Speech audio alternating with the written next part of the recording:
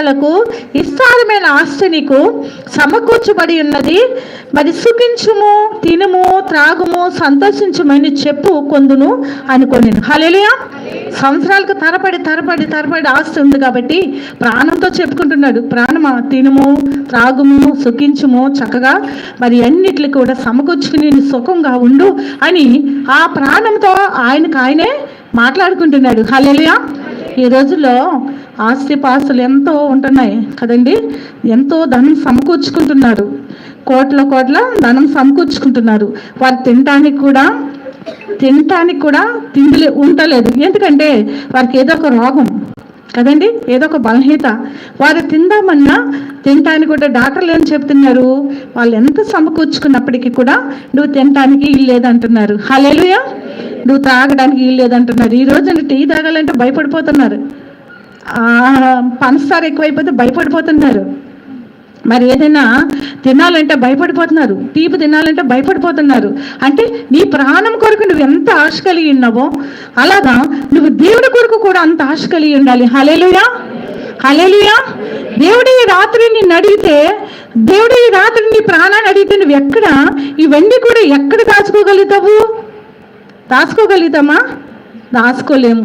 అందుకే ఆయన అంటున్నాడు, ధనవంతుడు అనుకుంటున్నాడు, నా ప్రాణమా తినుము, త్రాగుము, సుఖించుము అని ప్రాణముతో ఆయన చెప్పుకుంటున్నాడు. హల్లెలూయా. హల్లెలూయా.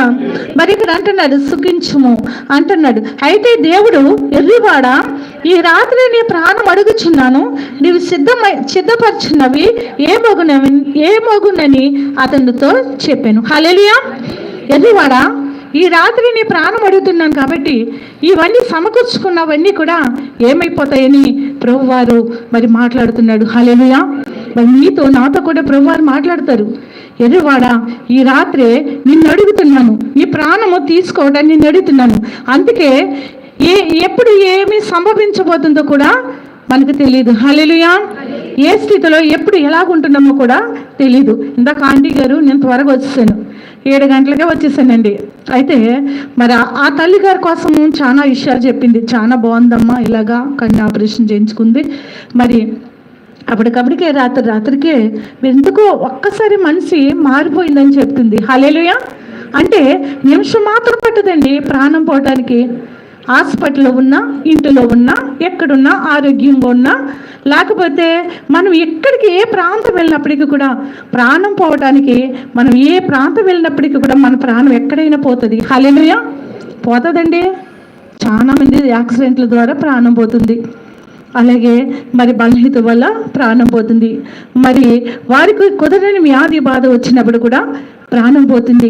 మరి ఇక్కడ మరి హిజ్కియా రాజు కొరకు మరి ఎన్నో విషయాలు మనం చాలాసార్లు చెప్పుకుంటాం కదా. హిజ్కియా రాజు, ఆసాబు రాజు కూడా, ఇద్దరు రాజులు కూడా మరి వారికి బలహీనతలు కలిగాయి.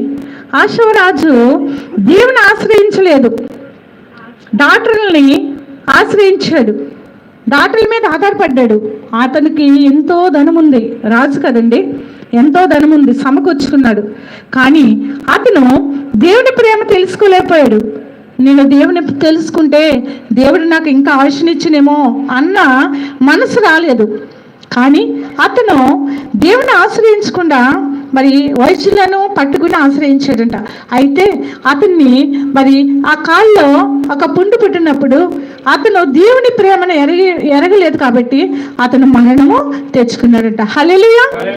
హిజ్కియా రాజు అయితే దేవుని ఆశ్రయించాడు, అతను కూడా రాజే, కానీ దేవుని ప్రేమను ఎరిగిన వాడుగా ఉన్నాడు, దేవుడి మాటకి లోబడేవాడుగా ఉన్నాడు, యథార్థత కలిగిన వాడుగా ఉన్నాడు, దేవుని పోలు నడుచుకున్నాడు.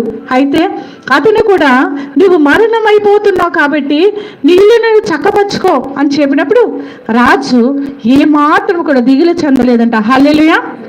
ప్రార్థన మాత్రం చేశాడంటండి. అంటే మరణము ఏ రీతిగా మనకు సంభవిస్తుందో ఆ టైంలో కూడా దేవుడు మనలను మరి కాపాడే దేవుడిగా ఉంటాడు. మరి దేవుడి చిత్తం లేకుండా ఈ భూమి మీద మనం జీవించలేము. హల్లెలూయా. వాళ్ళకి ఆయుష్ను, ఆరోగ్యాన్ని ఇచ్చాడు. ఆశారాజు మరణం అయిపోయినట్లుగా పరిశుద్ధ గ్రంథంలో మనం చూస్తున్నాం. హల్లెలూయా. ఇంకా చెప్పుకుంటూ వెళితే యోబు గ్రంథంలో కూడా ఎన్నో విషయాలు ఉన్నాయండి.